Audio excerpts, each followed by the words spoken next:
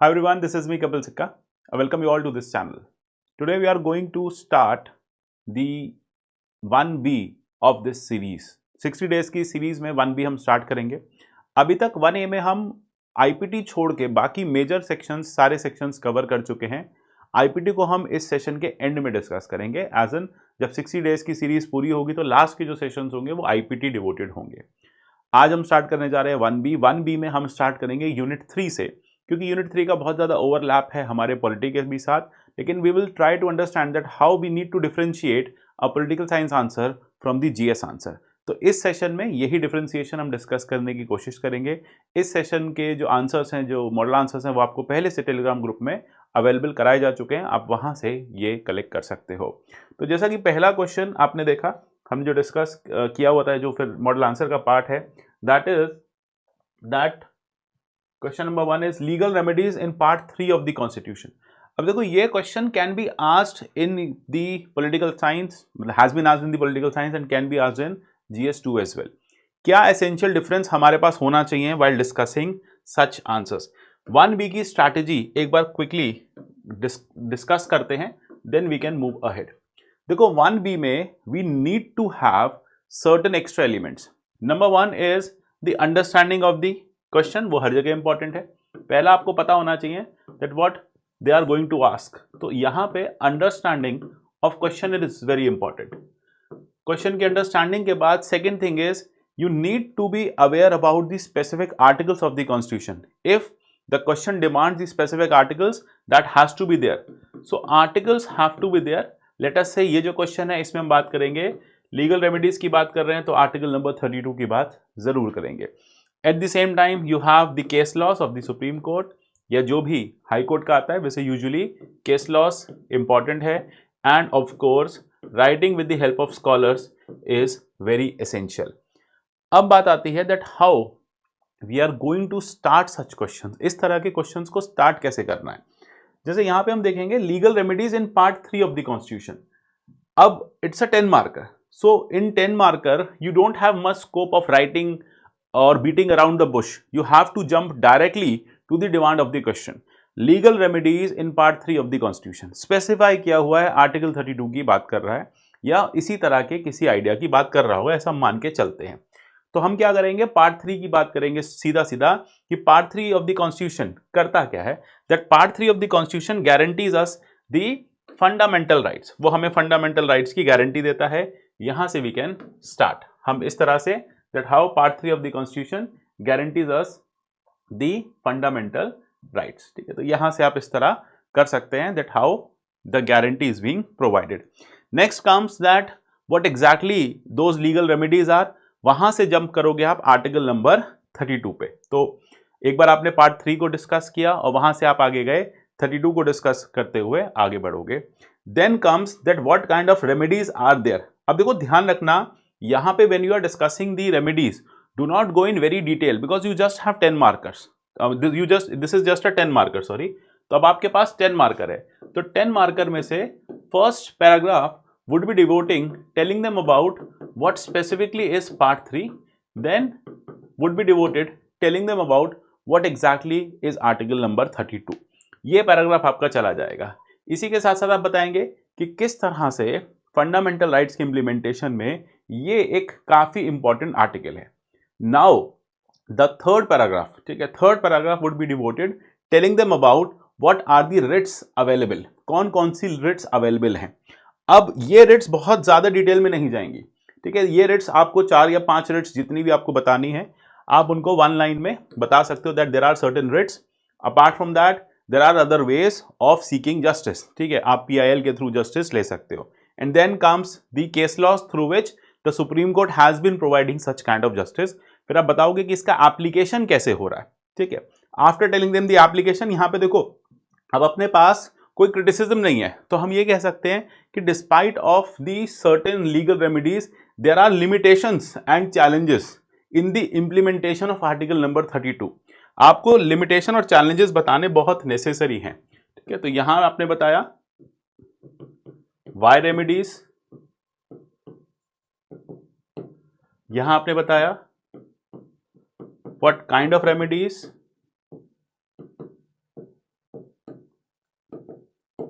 then you told them case laws, then you are going to tell them limitations and challenges, and then comes conclusion. तो ये कुछ major ideas, ये कुछ major factors आपको focus करने हैं इन्हीं एरियाज पे, ठीक है। तो likewise you would be able to structure your answer, आप इस तरह से अपना आंसर स्ट्रक्चर कर सकते हैं।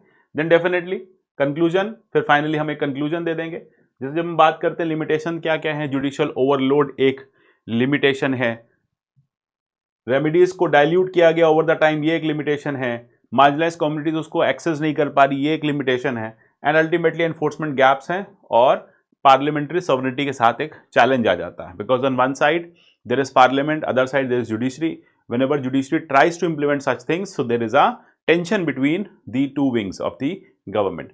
Clear? Conclusion में आप बता देंगे कि किस तरह से legal remedies happens to be the most important tool, and to an extent they have justified and they have tried to ensure the right implementation of the fundamental rights. इस तरह से। अच्छा, अब बात आती है यहाँ पे scholars कहाँ यूज करेंगे, ठीक। अब ऐसे आंसर्स में अपने पास देखो, स्कॉलर्स के लिए हम ये कर सकते हैं, एट द एंड कंक्लूजन में हम अंबेडकर की आर्टिकल 32 की जो अंडरस्टैंडिंग है, जो वो कोट कहते हैं, उसको यूज कर सकते हैं, how it happens to be heart and soul of the constitution. यहाँ पे एक स्कॉलर का यूटिलाइजेशन हो सकता है। मैंने मॉडल आंसर में ना स्कॉलर्स अलग दिए हैं, अब हम सीखेंगे इनको यूज कैसे करना है। दूसरा आ जाता है, जैसे जब हम जस्टिस पी एन भगवती की बात करते हैं, तो पी एन भगवती PIL के केस में कहते हैं कि how this idea of PIL has given us the expansionary jurisdiction, या ये आप बता सकते हो। देन उपेंद्र बख्शी की आप बात कर सकते हो, who always talks about that the fundamental rights or this constitution weaves a very important web of fundamental rights. Clear?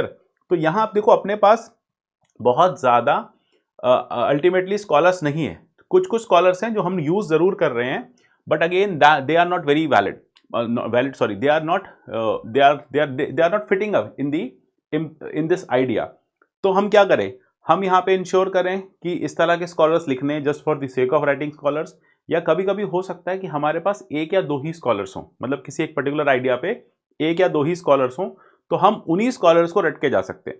जब भी आर्टिकल 32 आएगा, make sure Ambedkar has to be written, justice Chandrachud has to be written, ठीक है। तो चंद्रचूड़ ने भी यही कहा है, किस तरह से ultimately there has to have the right based system, हमें राइट बेस्ड सिस्टम को लाना नेसेसरी है। इसी से या आर्टिकल 32 ने फंडामेंटल राइट्स के इंप्लीमेंटेशन को और बेटर किया है और स्ट्रॉन्ग किया है।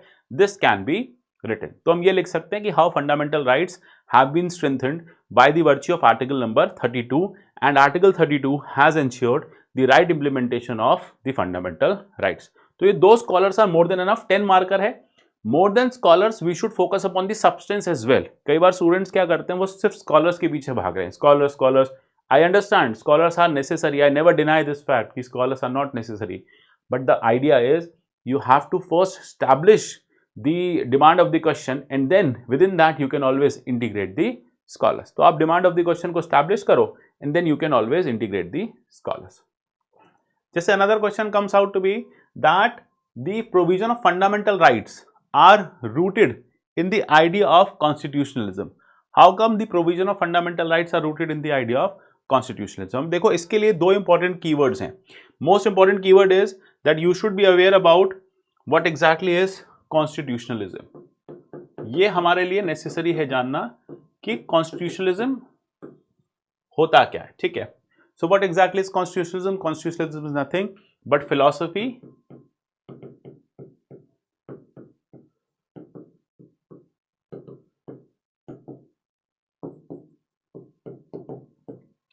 behind the constitution. And what kind of philosophy behind the constitution is? The philosophy of the constitution says that government has to be driven by the constitution, that government drives its power, or government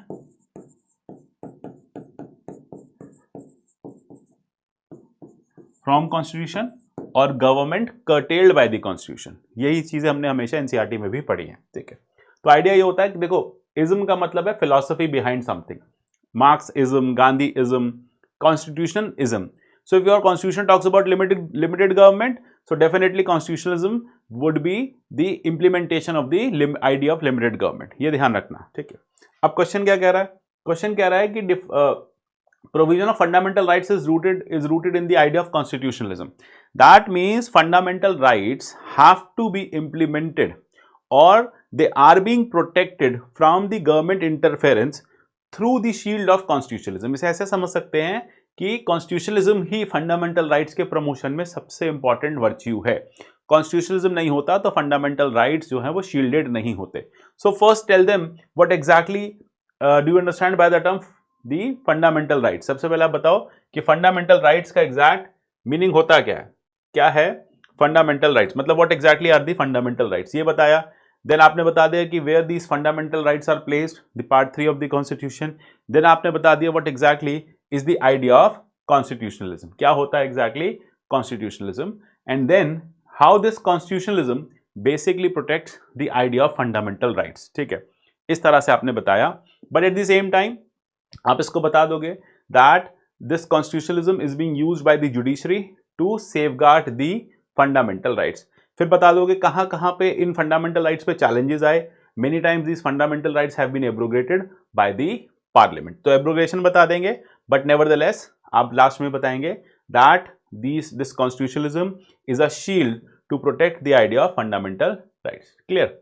अब जब हम बात करते हैं यहाँ पे आप एविडाइसी के रूल ऑफ लॉ की बात कर सकते हो, that how the constitutionalism or how the fundamental rights are being protected through the idea of rule of law, ठीक है। तो इसको एविडाइसी कहते हैं। Eight the same time Ambedkar भी यही कहते हैं that fundamental rights happens to be the conscience of the constitution and they are required to be well implemented. Then Upendra Bakshi बार बार यही कहते हैं that there is a concept of insurgent constitutionalism. अब यहाँ होता क्या है that fundamental rights are not merely giving you just basically they provide your liberty. They do not only provide you the liberty, they do not only give you the right kind of life, they also protect your dignity as well, they also ensure your social justice as well. Clear? तो इस तरह से, and at the same time they are also called as the instrument of collective empowerment, ठीक है। तो अब यहां पर हम कह सकते हैं कि they are collective empowerment because they help us in bringing down the overreach of the state।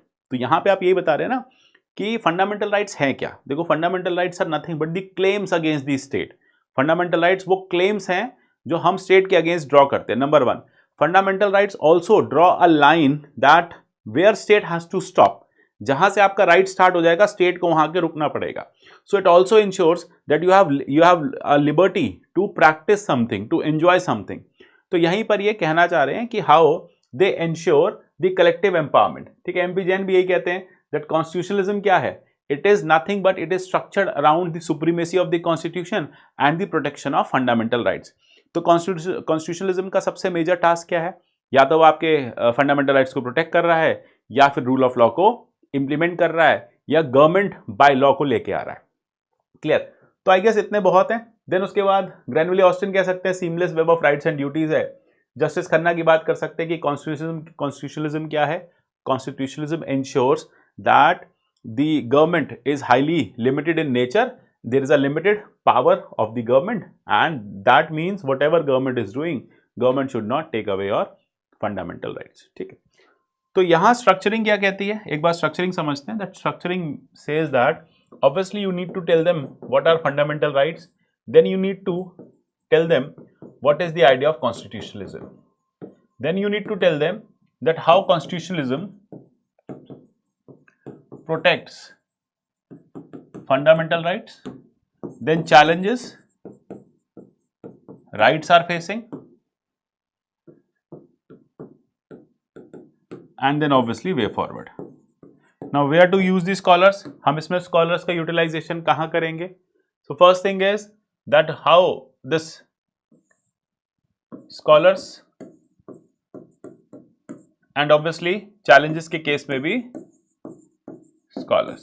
So on these two places we have to use the idea of scholars. So let us move to the next topic, next question.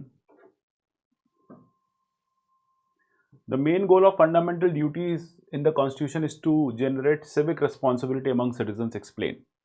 Now the question is very straight. They are asking about the goal of the fundamental duties that happens to be generation of the civic responsibility among the citizens. This is what we have to do. Now when it comes to this kind of question, what exactly, what keyword is there, what are the directives? Explain. You have to explain the statement. Now first keyword is fundamental duties, and then you have to prove that how the generic, how it creates the civic duty among the citizens. At the same time, you also have to tell them that what exactly are the issues with regard to the fundamental duties. तो ये ध्यान रखना है आपको कि question is about the fundamental duties. Tell them about the part 4A of the Constitution. Tell them about the 44th Amendment. Tell them about what these duties are all about. Tell them about what scholars have been saying about these duties, why these duties are important. Then tell them about that what are the issues, that they are non-enforceable. Okay, then they are only for the citizens. So these are the issues. Plus the duties are, some duties are already being implemented through other laws, and some duties are non-implementable as well. Even if, let us say, you go for implementation of the scientific temper, you will not be able to, how will you ensure that a person has a scientific temper or not? How there is a cohesion in the nation, how the person is able to cherish the noble ideas of our the forefathers of the people who were involved in the independence movements. So this is where कि इस तरह से आप बताएंगे that aims and objective behind the introduction, why the duty was being introduced, how it ensures the idea of the civics responsibility. अब इसमें क्या क्या स्कॉलर्स हैं और क्या क्या इंपॉर्टेंट चीज़ें हैं. देखो, when it comes to the 1B content आपके पास हमेशा होता है. You have to tell them about the Supreme Court's Ames judgment, in which the Supreme Court has rightly said that fundamental duties happens to be the moral compass of the nation, though not enforceable.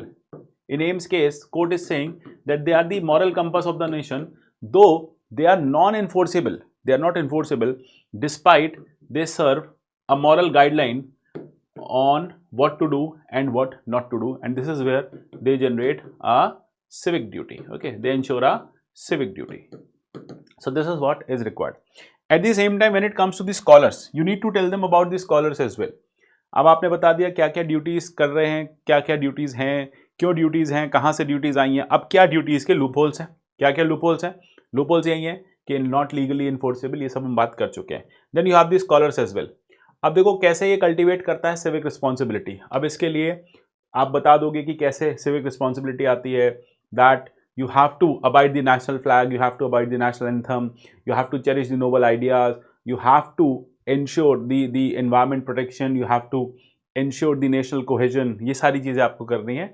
Then you don't have to do violence, you have to ensure the sovereignty of the nation, you have to do certain things. ठीक है. अब इसलिए आपको यहाँ पे scholars मिल जाएंगे. तो scholars में ग्रैनविली ऑस्टिन यूजुअली यही कहते हैं कि जो फंडामेंटल ड्यूटीज़ हैं, फंडामेंटल राइट्स हैं, टुगेदर दे बेसिकली आर और फंडामेंटल ड्यूटीज़ की बात ग्रैनविली ऑस्टिन बहुत ओपनली करते हैं that they embed the social values, they embed the right kind of values of the nation. तो ये कॉन्स्टिट्यूशनल वैल्यूज़ और हमारे अंदर डे टू डे कॉन्शियसनेस लेके आती हैं ड्यूटीज़. इसी तरह से राजीव भार्गव का भी मानना है कि this is where you can internalise the democratic setup, you can internalise the duty bound system. तो यहाँ पे ये दो scholars are more than sufficient. ठीक है. तो यहाँ पर how we are going to differentiate this answer from the polity answer is tell them about the core idea of the duties, then do mention the supreme court judgement, though you have to mention that kind of judgment in the polity answer as well, but at the same time over here do not forget to mention Granville Austin, do not forget to mention Rajiv Bhargav with regard to the duties. Then comes critically examine the nature of DPSP as a tool of social welfare. Again same thing, DPSPs part 4 of the Constitution, why DPSPs, what they have been doing, what are the issues, and then way forward, how they are the tool of social welfare. So over here your answer should be directed in such format that they should ensure that DPSP and social welfare goes hand in hand. ठीक है. तो DPSPs के बारे में आपने बता दिया how they happens to be this set of guidelines. Then आपने बता दिया that how there are certain DPSPs, Article 46, 47, how they ensure social welfare. All the socialist DPSPs, Article 39A, Article 39, Article 41, कैसे ये social welfare को ensure करते हैं. But at the same time इनके भी issues हैं. Issues क्या है कि they cannot be enforced. ठीक है. इनका enforceability जो है that cannot, they cannot, you cannot go to the court. Again they are the directives given to the state. State many times do not have the right kind of resources to implement such kind of the DPSPs. ये एक major concern है DPSPs को लेके, and this is where at many times they are in conflict with the fundamental rights. तो whenever there is a conflict with the fundamental rights, the courts and the governments try to give more value or try to implement the fundamental rights over duties. ठीक है, तो ये major issues हैं, लेकिन ultimately at the end ये बता दोगे कि ये जो हैं they are very much essential. Ambedkar का भी मानना है they are the instruments of achieving the socio economic democracy in India. At the same time D Basu भी DPSPs are the guiding star, आप बताओगे, and though they are not justiciable, they are not enforceable, but they hold a very important value, a very important place in social welfare of the nation. At the same time CIRWAI का भी यही मानना है that DPSPs are enforceable in a indirect manner. They are not enforceable directly, but yes they have indirect enforceability. How? That legislature many times is bound to implement social welfareist policies. By very nature we are a welfareist nation, so by very practice we have been implementing DPSPs day in day out. ये आप बता सकते हो, and this is how you can tell them about scholars. तो ध्यान रखना जब भी हम डीपीएसपी की बात करेंगे, फिर से Ambedkar, D Basu, H M. Seervai, Upendra Baxi. Fundamental rights में डीपीएसपीज में Upendra Baxi is a very common scholar which you can use again and again. Upendra Baxi को आप यूज कर सकते हो time and again, that how these are jurispathic and jurisgenic. ठीक है, कैसे ज्यूरिस्पैथिक है और कैसे ये ज्यूरीजेनिक है. Means basically they are the tools of reshaping the society. ये सोसाइटी को रीशेप करने के लिए काफ़ी इंपॉर्टेंट टूल्स हैं. ठीक है, टीके टोपे अगर आपको याद है तो आप यूज़ कर सकते हो टीके तोपे को. Then at the same time justice Bhagwati को भी यूज़ कर सकते हो. डीपीएसपी तोपे कहते हैं कि it is a correct charter of the social revolution. This is something which ensures social revolution. Bhagwati का भी यही मानना है that they are the moral goals which are very much essential. तो ये वो मॉरल गोल्स हैं जो एनफोर्सेबल गारंटीज में आ जाते हैं. अगेन, तो आई गेस 3 से 4 scholars, 3 scholars, 2 scholars are more than sufficient. You don't have to go with a lot of scholars. Only thing is whatsoever scholars you try to mug up or whatever scholars you know, you should be able to put them into the right place. This is more important. कई बार students क्या करते हैं, 3-4 scholars से एक ही बात को बताते हैं, डीपीएसपी को वो 4 स्कॉलर्स एक्सप्लेन कर देंगे. ठीक है, दैट इज समथिंग किया जाना नहीं चाहिए. वैसे तो मैं कहता हूँ कर सकते हैं, but again what is the point of writing a lot of scholars when you are repeating the same thing? So idea is try to introduce something with scholar. If you have the right scholar for that, आप scholar से introduction कर सकते हो, आप scholar से conclusion कर सकते हो, and while mentioning the characteristics of that particular idea, आप scholars को use कर सकते हो, और जब आप उसके loopholes को, उसके shortcomings को mention कर रहे हो तो वहाँ पे भी आप scholar use कर सकते हो. Otherwise scholars बाकी जगहों पे और कहीं बचता नहीं use होने के लिए. Then comes basic structure doctrine is implicit in Indian Constitution. Court has only made it explicit. अब now for this we should be aware about what exactly is basic structure doctrine. Usually student 20 marker में क्या करेंगे, पूरा evolution of basic structure कर देंगे from the first case Shankari Prasad to the last case the केशरन Bharti, या उसके बाद Minerva mills. ठीक है, लेकिन यहाँ हमें थोड़ा सा PSIR बेस्ड आंसर लिखना है. कैसे लिखेंगे? जैसे जब हम बात करेंगे about the basic structure doctrine, सबसे पहले हम बताएंगे what exactly this idea is all about. The doctrine of implied limitation which has been taken from the German constitution. हम इम्प्लाइड लिमिटेशन की बात करेंगे. ठीक है, तो इस तरह से हम बताएंगे कि बेसिक स्ट्रक्चर डॉक्ट्राइन क्या है. एक लीगल प्रिंसिपल है which has evolved from the judgments of the court and has been you can say inspired from the doctrine of implied limitation of the Weimar Constitution of 1940s. इस तरह से you can always make any introduction. Now tell them about what this idea is talking. ठीक है, then tell them about what exactly how this idea has evolved. आपने evolution of idea बताया. Then tell them about what this idea talks about. इस idea के क्या क्या nuances हैं, इस idea के क्या क्या characteristics हैं. Then tell them about why this idea is also a problematic thing, because it gives the supremacy to the court. There is ambiguous definition, ambiguity in definition. Court gets more power. Okay, over the time there have been tussle between the parliamentary system and the judicial system. इसके बीच में tussle आता रहा है, तो इसके basic कुछ criticism है. Then at the same time tell them that how this idea has, despite of the criticism, this idea has been very much instrumental in protecting the ethos of the constitution or in implementing the constitutionalism in the nation. इस तरह से. अब while mentioning again you have the scholars, basic structure doctrine में again you have Justice HR Khanna, उनको आप use कर सकते हो. How this idea happens to be one of the foremost idea to establish a constitutional democracy. You can also use Upendra Bakshi, who has always said that how the implementation of constitution has to be done in such a format that it benefits the nation at large. Again, तो यहाँ पे usually justice Chandrachud का भी statement आ जाएगा जो basic structure doctrine को again gives very importance. तो यहाँ जो स्कॉलर्स हैं they have been giving importance to the basic structure doctrine through the they are basically from the legal background or they are the judges. Clear? तो वो scholars आप use कर सकते हैं. Okay. Then there was a question. This was again in news that institution of governor is increasingly seen as an agent of the center. देखो यहाँ पर you need to ensure that you should have the articles. ठीक है, you have to recall the articles with regard to the governor. Article 153. Article 163 where he has governor has the discretionary power, constitutional discretion. तो ये important articles होने बहुत necessary हैं. तो 153 हो गया. अब जैसे पॉल ब्रास की बात हम यहाँ कर सकते हैं that basically constitution was not born out of the atmosphere of hope, rather it was born out of the fear and trepidation. Clear, इसको आप यूज कर सकते हैं. बट अदरवाइज आप अगर ये तरह का नहीं यूज करना चाहते हैं introduction, then you can directly start with what exactly is the office of governor.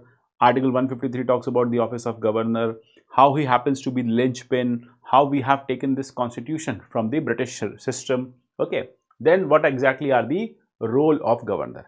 While mentioning the role of governor, अब आप जब governor का role बता रहे होगे वहाँ पे you can tell them that how this role of governor is now being seen a tilt towards the center. It is being tilting towards the center. ठीक है, and then you have the various committees explaining, telling that how this office has to be rectified. ठीक है, तो यहाँ पे जब हम rectification की बात करेंगे, सरकारिया कमीशन की बात प्रोमिनेंटली हम कर सकते हैं, सेकेंड ARC की बात हम प्रोमिनेंटली कर सकते हैं. ठीक है, clear. And then ultimately recommendations दे दिया, पुंछी दे दिया, सेकेंड ARC दे दिया, सरकारिया दे दिया. एट द एंड आपने केस लॉ जरूर दी. ठीक है, केस लॉस क्यों दिए? देखो ये क्वेश्चन क्यों आया हुआ है. ये क्वेश्चन आया होगा क्योंकि recently Tamil Nadu government governor, Kerala governor के इश्यूज रहे थे इन दी स्टेट. ठीक है, where it was being said that these governors are halting the legislative process of the state governments. ठीक है, तो ये बेसिकली इसलिए आया. तो यहाँ केस लॉज बहुत नेसेसरी है. क्लियर, जैसे गवर्नर एसेंट को सीवियरली कर्टेल किया गया, मैंडेटरी टाइमलाइन को इंट्रोड्यूस कराया गया, ये तमिलनाडु केस में हुआ.